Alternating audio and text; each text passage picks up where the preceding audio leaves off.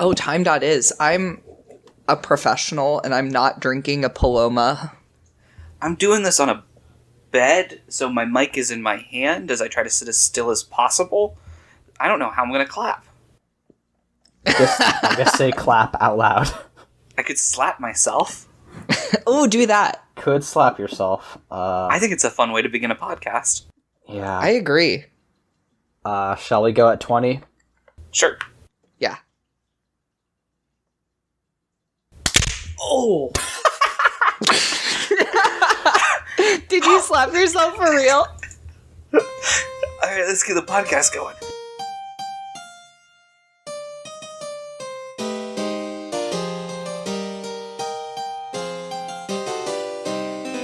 Welcome to Bible Boys, a podcast where two ex-evangelical siblings and an ex-Catholic non-sibling watch Christian media and either praise or condemn it. I'm Aaron. I'm Josh. And I'm Michael. This week, we take it back to the Bronze Age for Battles BC, the epic destroyer of Jericho. Before we justify genocide, please be sure to rate and review us on Apple Podcasts, like and comment on our video, and follow us on Twitter at The Bible Boys. I'm fucking crying before we justify genocide. Aaron. Listen, this was a very Old Testament style episode I think we watched. Well, we all know I am a self-described Old Testament kind of guy, so... Mm-hmm, definitely. Michael has killed so many men because they touched a box. Oh, God. So, Josh, this was your pick this week. And, I mean, clearly you have some sort of connection to it. Would you like to explain why you wanted to watch this episode of Battles BC, famous History Channel TV show? Yeah, specifically the reason I picked... the series in general was because I've watched every episode about 1 billion times, because my grandparents babysat me and Michael when we were very little, and my grandfather was like, this will not disrupt my television watching habits of the History Channel on for 24 hours. And I liked this more than General Patton. So we met in the middle, and we watched this on repeat. And I would pretend to be my namesake, committing war crimes. Excellent. Good. How old were you?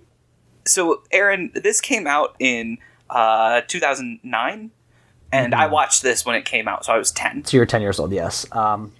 That's not terribly young. That 10 is enough to glorify war crimes. I think that's probably a good age.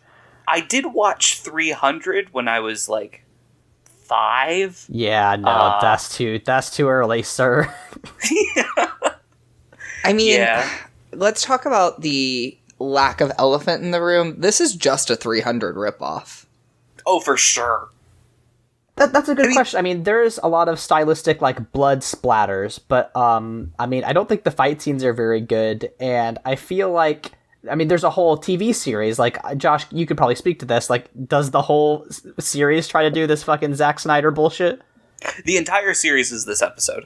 Okay, great. Beat for beat, story, the same historians whose voices ring in my head forever. The dude with the great mustache, the man with the white hair and the glasses that is kind of leaning.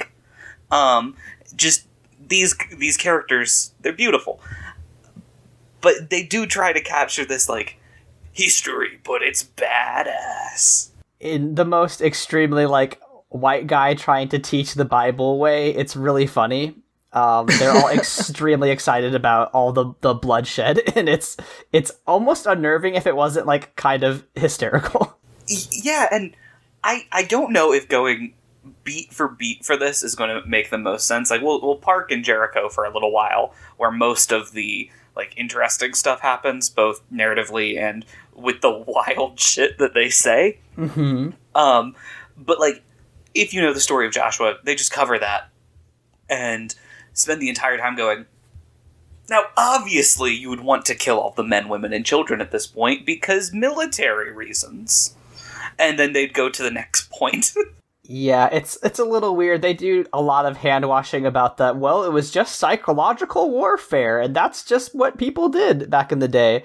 And it is kind of weird and bad, but I've got pretty detailed notes, so maybe we won't go beat by beat, but I do just want to like kind of set the framework for how the episode goes and then point out some of the wild stuff they say.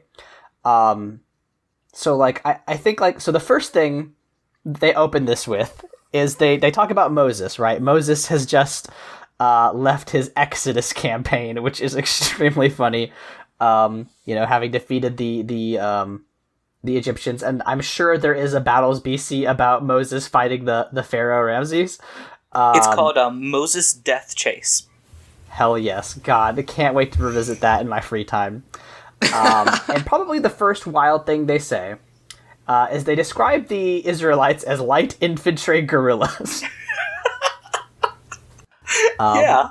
Which is a very strange thing to me because they're not doing, I don't really have a lot of knowledge of this period of history, but it seems like they're not doing a lot of hit and run type shit. They're very much doing straight up like massed battles, I feel like, which is not characteristic of guerrilla warfare. You don't remember the famous guerrilla war technique of surrounding a city that you have more soldiers than they have a population and then brutally murdering all of them? Yeah, that's not really what guerrillas do. I thought. But they talk about how the Canaanites have chariots and they're like heavy infantry and like so they can't fight them on the plains because they'll get wrecked. So what Moses does is he begins a 40-year training campaign in the desert. Yeah, which is one way to describe that. That was the first ever recorded example of church camp. Yeah, just church camp for 40 years. So I mean, we've all read the Bible. We all understand the wandering in the desert for 40 years. Isn't really supposed to be military training as far as the Bible describes it. Is that correct? No, it's specifically like they're wandering through the desert. Like this is a time of like strife. Like not like they're drinking their gallon of water that they bring everywhere, making sure they get their gains. Yeah, you think that maybe hanging out in a desert is probably not the best place to build a stable and secure military, but fuck me, right? I do want to point out real fast that like most historians believe that the tribes of Israel came out of Canaan. Like they originated there, and then Exodus became an origin story for their people that isn't historically accurate. Which makes this entire campaign a lot more interesting because these are historians that are looking at a story that the wide swath of academia agrees is a story and not exactly straight up truth, and then them going, but what if we did treat it like straight up truth? Yeah, I think one of the most fun parts about this is that they're just like, we're going to take the Bible completely at face value, but also be like, now here's a realistic explanation for what happened. Yeah, and I don't know about you all. I always find those sorts of explanations as, like, I don't know, trying a little too hard. Like, can't you just let a good story be a good story? No. I mean, I think you're completely right, Michael. It's very much just like, is it more interesting to just let the story live even though it's not true? Like, I think so. Like, why does it matter if you're like, okay, here's what actually happened. Here's what really happened with the sun, which we'll get to. In a more personal... Not the sun. It's so stupid. Basically, they explain that, the Israelites don't want to live in the Jordan Valley, and they're going through and they're like killing all these tribes that get in their way. Is it the Moabites that they destroy first, or the Edomites? I thought it was the Moabites. I think it's the Moabites, and the Edomites are like, oh yeah, you're cool, we won't hurt you. But the whole crux of this is that they're trying to control this mountain range that runs through the center of Canaan, and like that's going to help them manage their logistics or whatever.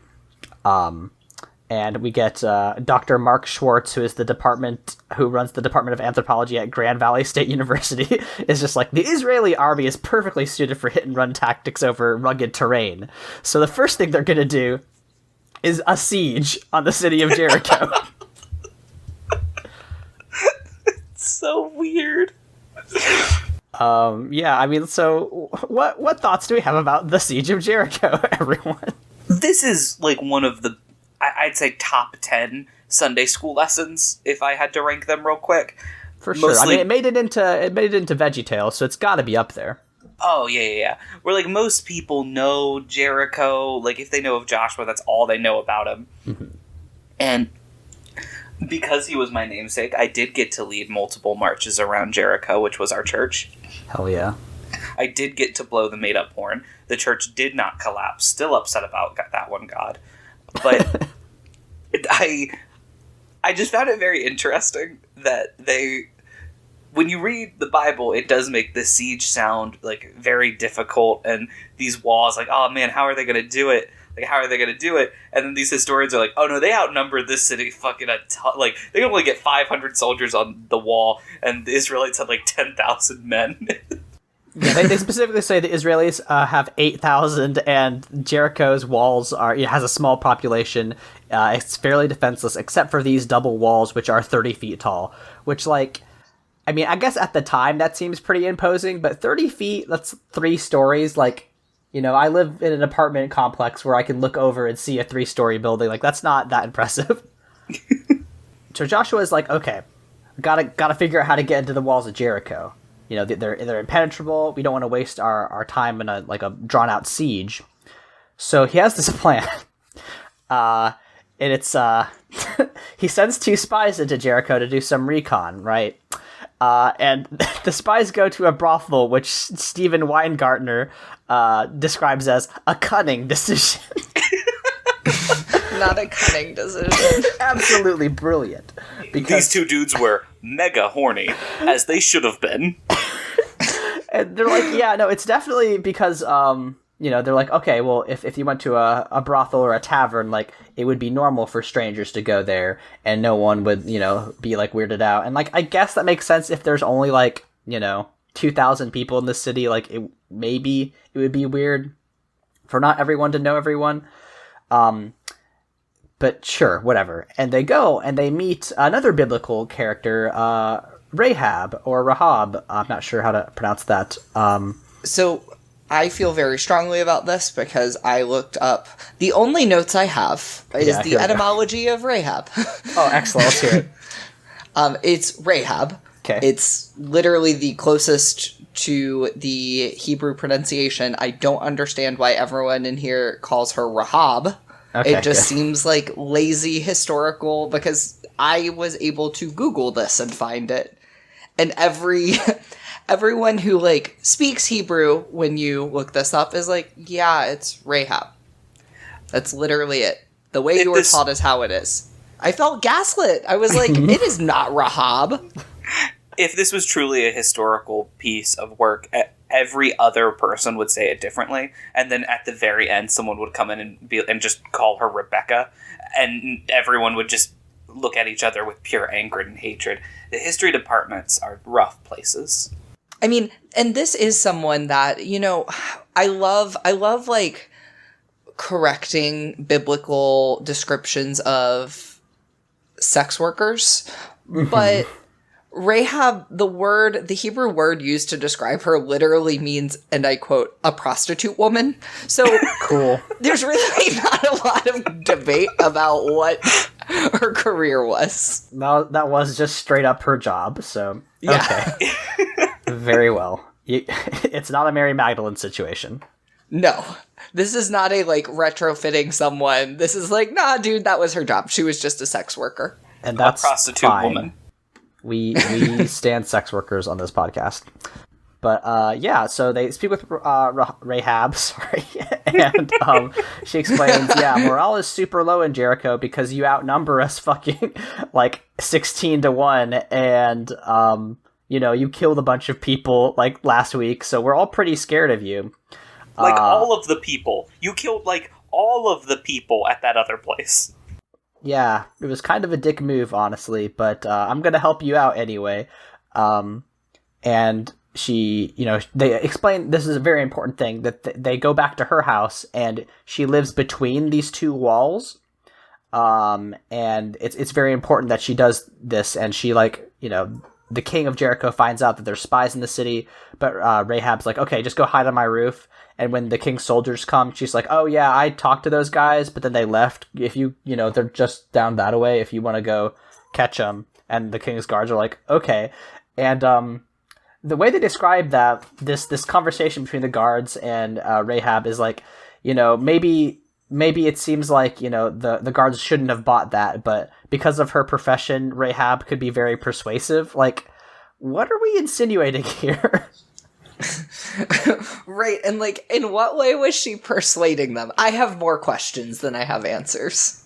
I genuinely batted that sentence back around my head for like 5 minutes because I couldn't tell if the historians believed that sex workers are like the pinnacle of society, therefore hold a great deal of respect, and when one speaks on a matter that all of society listens, or if they were like, boob.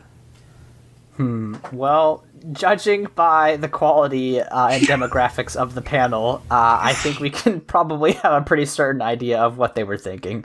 Although I do want to live in that society where sex workers are considered philosopher queens and kings, I suppose. I want that version of Earth's history. What's wild is if you really like textually read the Bible and the amount of times that like a sex worker is redeemed or, a very important part of a story, it really does blow your mind that churches are, to this day, opposed to it as a, like, legitimate job in a field. Because it's like, without sex workers, half of this book just doesn't happen. Yeah, the church loves sex workers so much that they made people who weren't sex workers. They were just like, yeah, they were. They posthumously canonized you as a sex worker. Yeah, I mean, good for Mary, right? I honestly... Yeah, I was going to say, I kind of hope that happens to me. Like, I am not a sex worker, but I would love if I die and everyone's like, you know what? He was the best sex worker on the entire East Coast. Can we make it like a whole ceremony? Like, you have to you have to perform 2 posthumous sex miracles. And then you are a sex worker. Michael died last week, but he came back, and he definitely fucked the shit out of me, posthumously, and I paid him $5 for it, so that means you should canonize him, I think. I'm worth a lot more than $5, thank you very much. That's, of Michael, course. That's after the end times. Yes. Where inflation went all the way back around. Mm-hmm. We're using BC money here.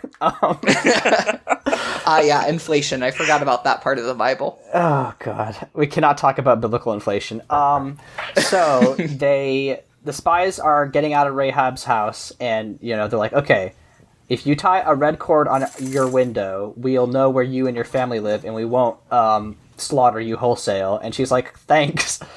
I'm so flattered. All my friends are gonna be fucking butchered, but I guess I'll be alive, so that's cool. You know what's bad shit about this moment? If I'm making a movie about this, she would be talking to the two, being like, yeah, they described the Israelites as these murderous monsters that want to kill everyone, and then being like, no, we're not like that.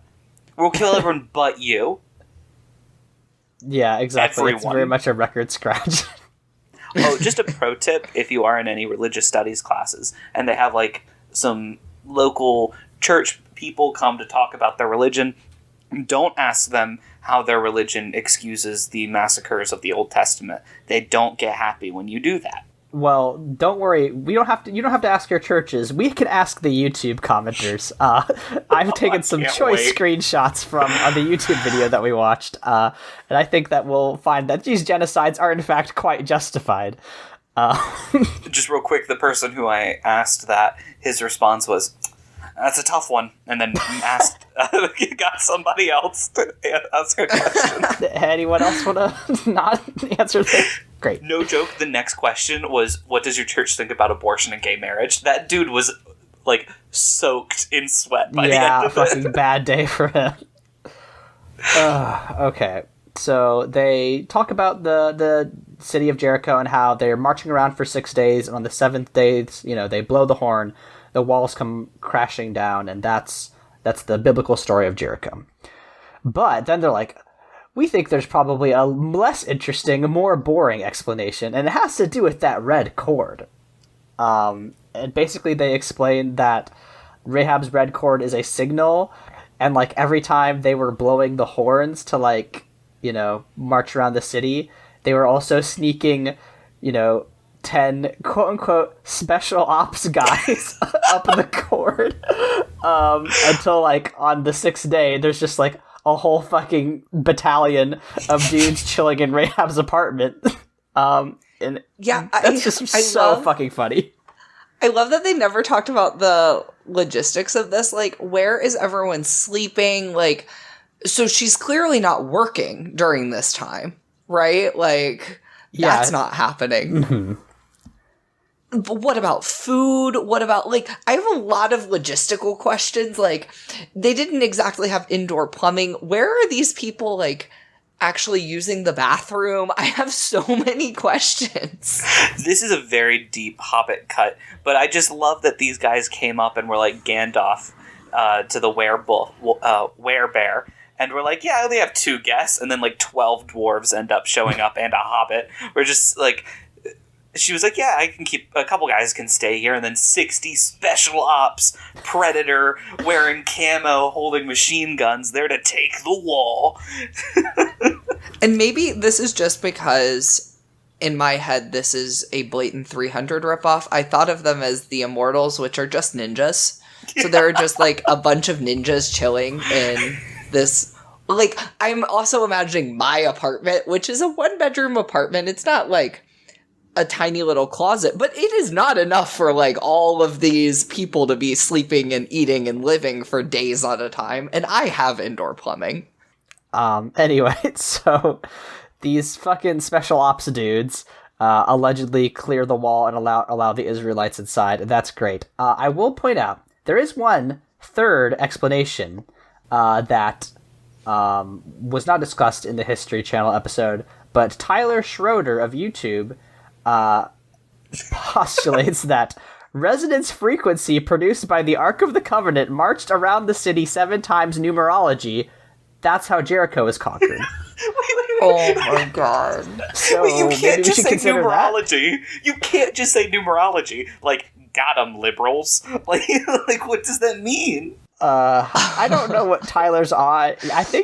I first thought he was like, maybe he thinks that the Ark of the Covenant was like a sonic cannon or something, but then he threw that numerology parenthetical in there, and I was just like, Tyler, what are we doing, bud? We all know numbers have magic, and that's why I don't study math, because I would be burned as a witch.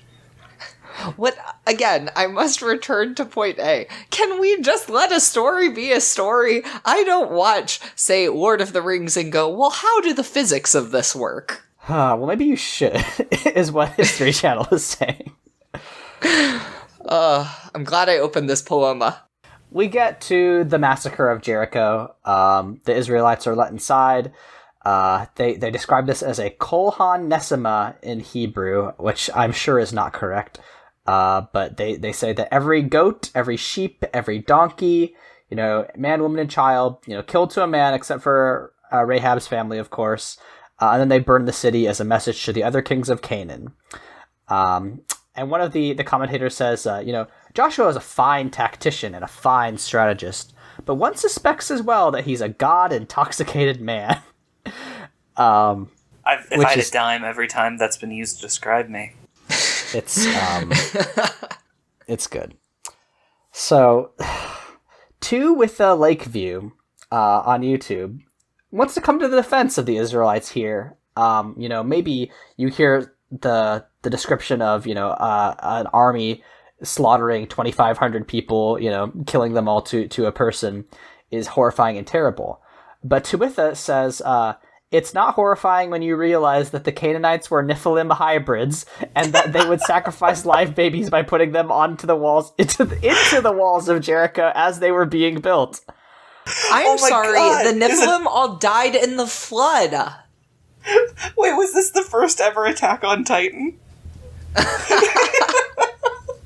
Honestly, it seems like some wild fan fiction. Like, No, Michael, you're completely right. Like, of course the Nephilim were all wiped out during the flood. If Tuitha had read the fucking syllabus, maybe she would realize that. It's only like two other... Like, go... You just turn left. You're so close to that passage. You're so close. The Book of Enoch is right there. Amateurs, all of them. Fucking embarrassing. I'm rewatching Noah. That's my comfort watch tonight. Like, that's no one's comfort watch. You're a sicko. Anyway, so now Joshua begins to control the central mountain spine of Canaan. He's really fixated on the city of Bethel. He really wants to get this city of Bethel to dominate this logistical route. In order to do that, they have to they send some, this 600-man reconnaissance force to the city of Ai. And like some people are like, okay, yeah, don't send the whole army because the ruin is like really small. There's probably nobody there. But the Bethelites are all like hidden in the ruin. And Joshua's army gets ambushed. His small recon force gets ambushed, and it's like his first defeat. And they it's a very strange thing. They have the 300 ass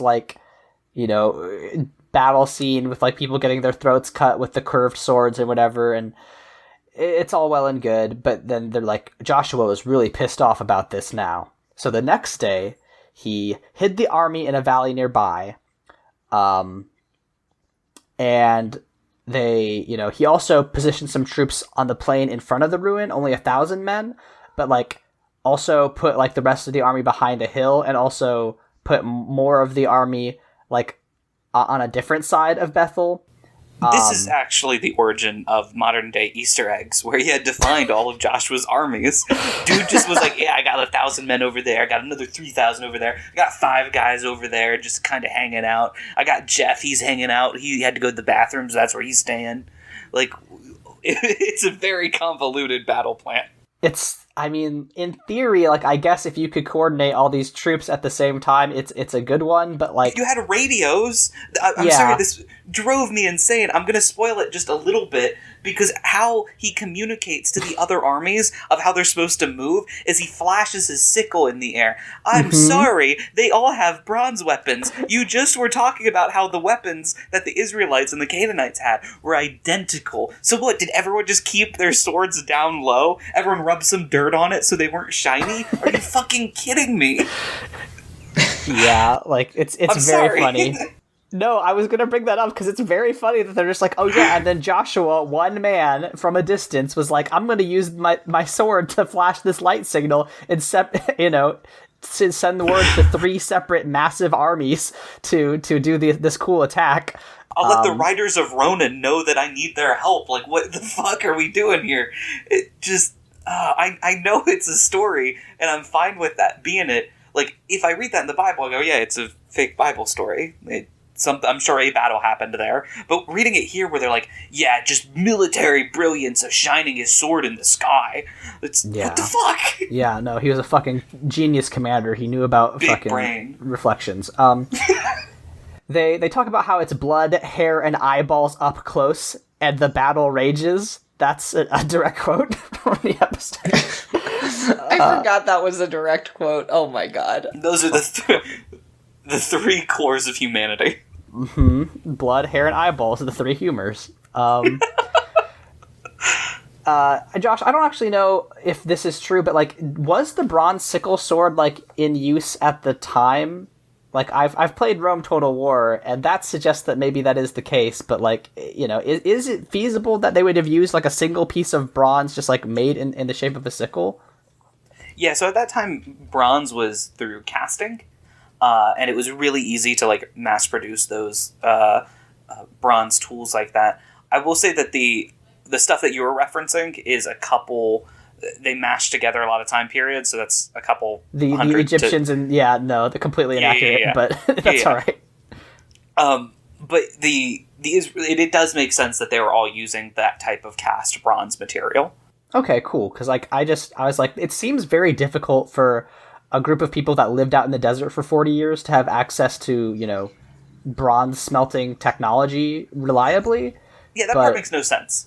Okay, good, great. And that's why it makes more sense that these people lived in Canaan beforehand and were a part of the society and culture that they were fighting in. Precisely, yeah. You walked in a desert for 40 years.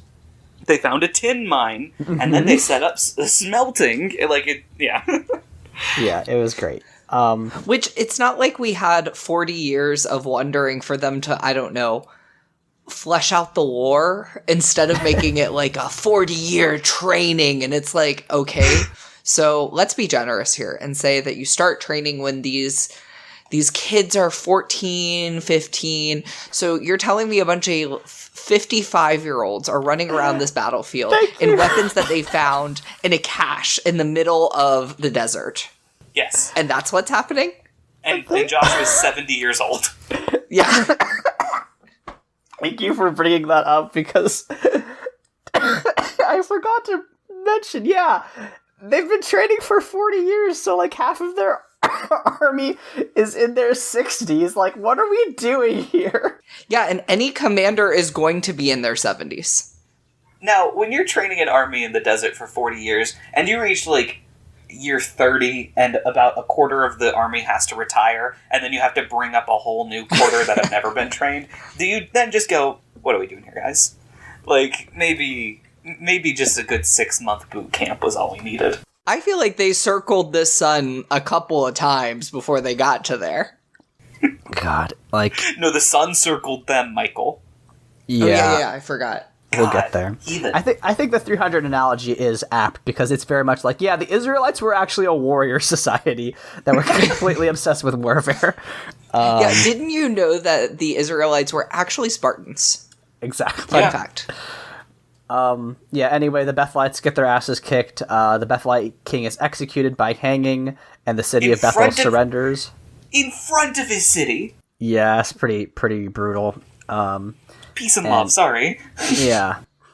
And then they're like, this is how Joshua maintained his psychological edge, by just like killing a bunch of people. That's psychology. That's getting into your enemy's head, which, like, I guess so. Yeah, if I saw like the president get executed in front of my house, I'd be pretty upset too. So you're right. I just want to push back on the psychological warfare thing, because they took it very None of us are interesting. defending the psychological warfare. By the way, you don't have to push back. I want to continue pushing with you two. Let me get a shove in here. We're kicking these historians while they're on the ground. Mm-hmm. I've done a little bit of studying on ancient civilization warfare and just culture in general, and the brutality that they described is really, really commonplace as just kind of how things were done in the area at that time period. And it's very interesting to me that that's not an angle that they decided to go with. That they were like, they point out these terrible things by any day standard, but they don't put it in context with like, and this is what was going on around them. Like, Joshua wasn't specifically cruel and evil as a leader at that time period. He was averagely cruel and evil. Exactly, yeah. So it just... this is not a defense of him. I'm just very curious why they didn't bring that up. I mean, it's a really weird thing to be like, the Israelites were uniquely bloodthirsty and terrible. Unlike the, Egyptians, who we, in our previous episode, were also bloodthirsty and terrible, but we're not bringing that up. No, please do not watch these in order, please. Yeah, I mean, these are not designed to be watched all in one go, I don't think. I think you could have stopped with, these were not designed to be watched. They're designed to be methods to convey ads to someone somewhere. Me, the lots and lots of trains commercial. Here they come, rustling down the track. Old trains, new trains, lots of trains. Sorry, Aaron, that was a VHS tape of different train models. Here's the thing, is that you've done this before, which is how I know that your mind has been warped by this program. It's so deep within my brain that if I hear that doo-doo, and here's a train going through the snow, like, I'll have like a fight or flight instinct kick in. I have never met someone who can derail Ironically. as well as you with the same thing. Like, you will derail something that everyone is fully aware of and has heard you derail before. And, like, just really is remarkable. I mean it as a compliment, honestly. Christ. I'm crying. This is Michael roasts into his brother. Crying. It's a Joshua it's actually ad. remarkable. It's a Joshua Green ad break. Only 3 people paid to have ads. And thank you for doing that. So next, Joshua convinces the mountainous tribes to join the Israelites as allies. Apparently, they're unaffiliated with the Canaanite city-states. They just describe they were like, yeah, because these people were like, we're not big on the Canaanites, so they're like, why not join the Israelites? It's like, yeah. It's kind of how alliances work. I kind of guessed that one. It's pretty straightforward. They do say is they're like, okay, and that added between 3,000 to 4,000 men. So Israel now has a 12,000 strong army, which just doesn't account for the fact that 10 minutes ago they said that 600 of them died, and also they've been having these battles, throughout the last couple, months. Well, and importantly, mind you, they had to spend 40 years training, so all of these new recruits need to, what class? Spend 40 years training! And this isn't even counting the thousands of elderly men who died in the desert walking between battle to battle in the Jordan Valley. They're all climbing mountains, and they're 70 years old. So Joshua marches on Gibeon. And this is where he, quote, cashes in his psychological chips, which is to say, Gibeon's like, oh, we would rather not get genocided. Can you just take our soldiers and leave us alone? And Joshua's like, sounds good to me. And now they have a pretty strong army. But the Jebusite king of Jerusalem named Adonizek is like, these fucking Israelites are up to some shit. I'm gonna call my other kings, my other friends who rule Canaan, and we're gonna attack Gibeon. And they have this big ol' army, 15,000 soldiers, heavy infantry and chariots, and they roll up on Gibeon, and Gibeon, sends to Joshua for aid. They're like, hey, Joshua, we're surrounded, and you took all our soldiers. Could you help us out? And Joshua's like, okay, fine. And they make a night march through rocky terrain, and they do a cool sneak attack, which I think is fun. They lose so many old men in that night because their night vision's just not as good as it used to be. It's really good. So, listeners, we've been referencing a sun, a very stupid bit about the sun. This is where this comes up. Basically, what happens is they're getting ready for this attack. They get there, they hit, they reach the east side of Gibeon at 3 a.m. or whatever, and they're all tired and all right, we're gonna ambush these guys first thing in the morning. And in the Bible, what happens is Joshua prays for the sun to stand still and for the moon to stop, and it's a big deal because it's this was the only time that God ever listened to a man, which debatable, but sure. One could argue that the Bible itself would contradict this. Yeah, I mean, if you've read any of the other books, sure. That's not true, but whatever. Go off, I guess. Yeah, cool for the sky. But our wonderful history channel historians are here's what probably happened, actually, is that, sometimes when you get up early in the morning and the sun is rising, but also you can see the moon, that's probably what happened. I love that there was an obvious, I really didn't think I'd have much to say about this because I'm not a military person, but there is something so obvious, the most obvious explanation. A goddamn eclipse was staring them in the eye, and they went, no. It was that time at dawn where you can see the sun and moon at the same time, and Joshua positioned himself so he would be looking down with the sun at his back, and I'm like, is he geoforming the battlefield? Come the fuck on. It's an eclipse. Calm down. It's an eclipse. It didn't happen again in their lifetime. They said it never happened again. I do love that they're yeah, this insane thing happened on this battlefield. You won't believe it. That one time, every once in a while, every 3 to 4 months where, you can kind of see the moon and, the sun's there? Yeah, that happened. They're very big about, we're, retelling the Bible and treating it as true. But we're also going to be they lie a lot. But they lie in these specific ways that make our answers more convoluted than what is textual. I wish they just went straight up with it, and they were like, yeah, and then God stopped the sun because the sun rotates around the earth. That would have been a lot better than this explanation, which is very boring. I don't know if you guys have looked into the whole flat earth theory, but it just fits right in. Okay, all right. That's a different podcast that you have to pay us money not to release. I've got 48 episodes of Globe Cucks just ready to be released. Please don't introduce Globe Cucks into the Bible Boys canon. No. Oh, it's in there. It's in there. It's not happening. Okay. Veto. Too late. So now Joshua controls the mountain spine, and like that's the big central transport area. You know, he's basically got Canaan in the palm of his hand, and he does go on to defeat a lot of other Canaanite kingdoms, but he can't conquer all of Canaan because, like we said, he's like 70 fucking years old at this point. And they're like, anyway, he like dies a bitter man, and they bury him alone on the angry mountain, and no one attended his funeral. Just like a huge slam dunk on Joshua here at the end. Yeah, didn't love this. Yeah, sorry, partner.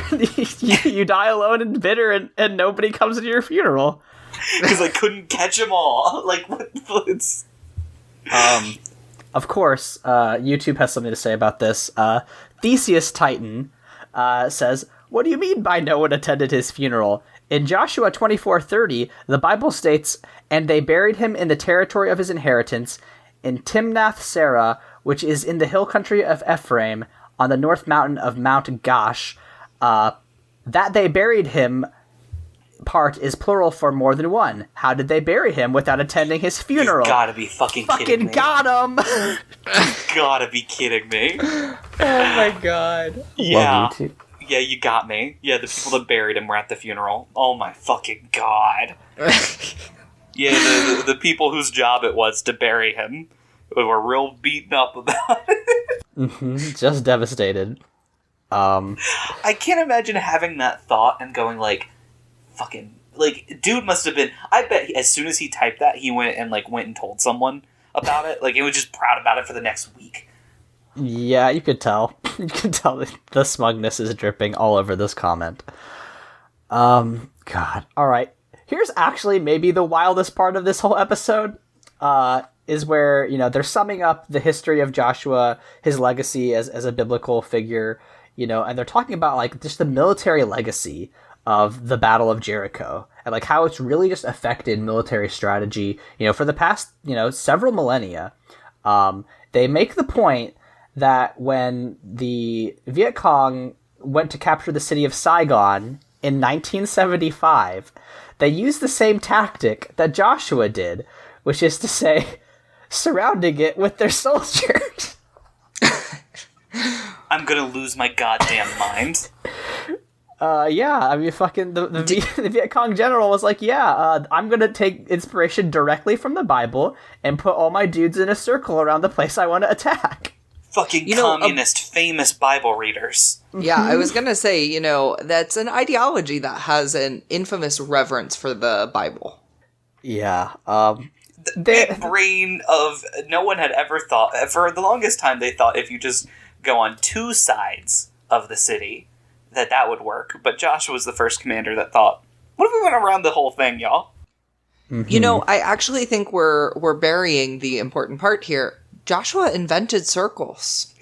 Fun fact. The way that they talk about it, you'd think that's what they're saying.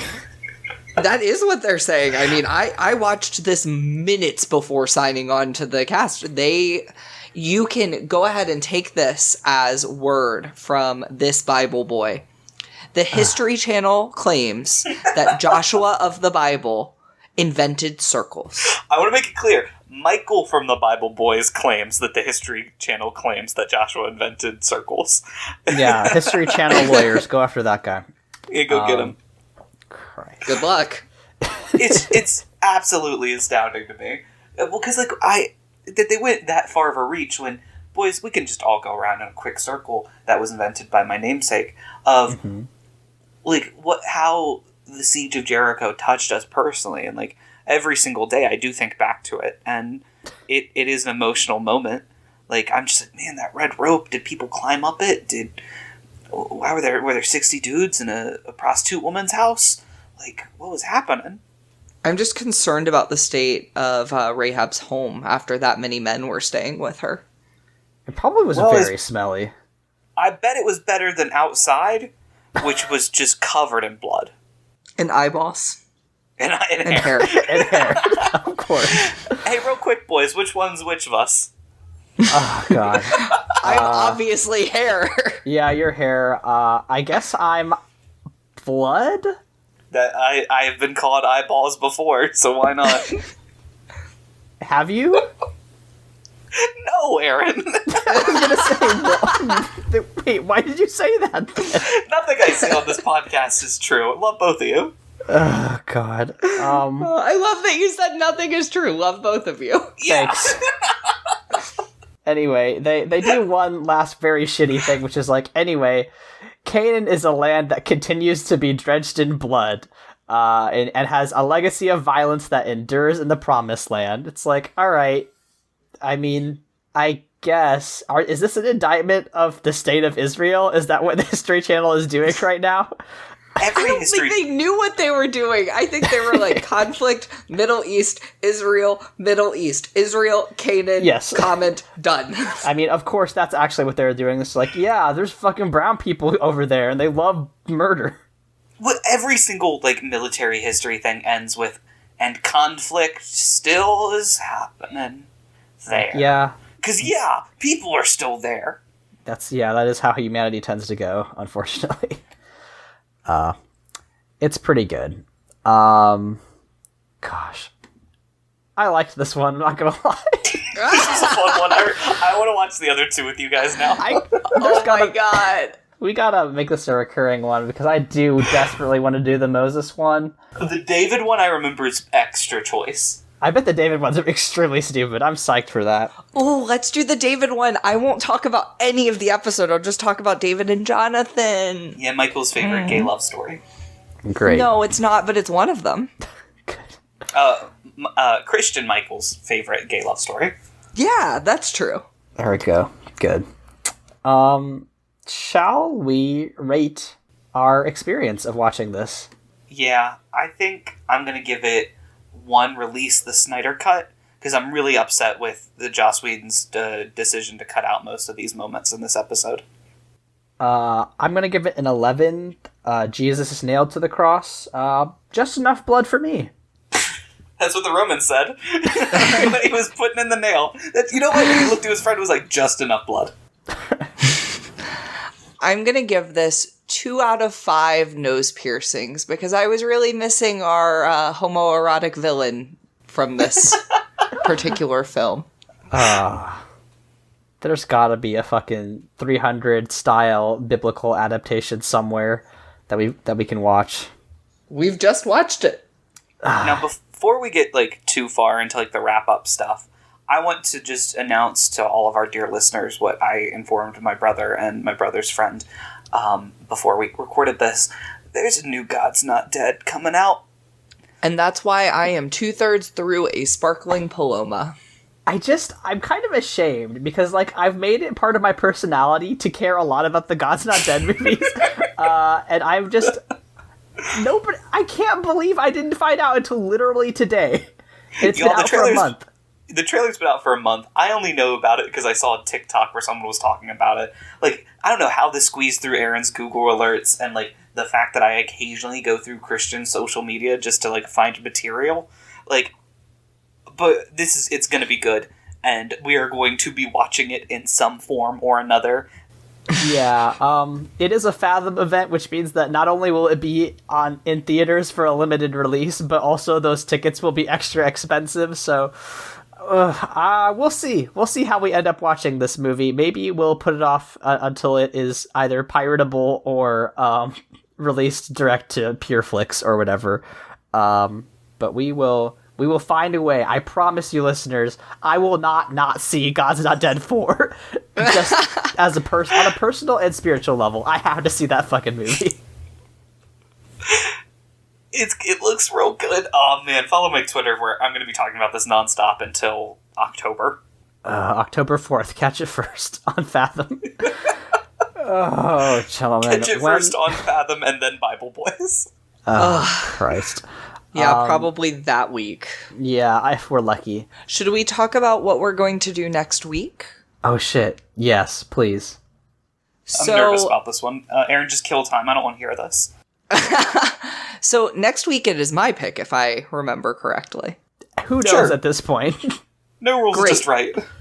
Okay, great, because I have commandeered this as my pick, because I want to play a game with you guys, and I am inspired by Saw, so you get to pick. Cool. Can I just cut my butt off instead? I cut Aaron's butt off. Only if it is streamable for all of our fans, because I think that they deserve content. Okay, that's true. So we have two choices. One, which is a more traditional episode where I make us watch a piece of media that came out this year that I'm very excited about and will make everyone very, very, very, very, very, very, very, very, one more, very sad. Sounds good for our comedy podcast. Yeah, Or- what the fuck? Or would you all like to talk about how Adam and Eve is actually a part of an alien race and how that has to do with a certain sleepy time tea? Second one. Yeah, Second one.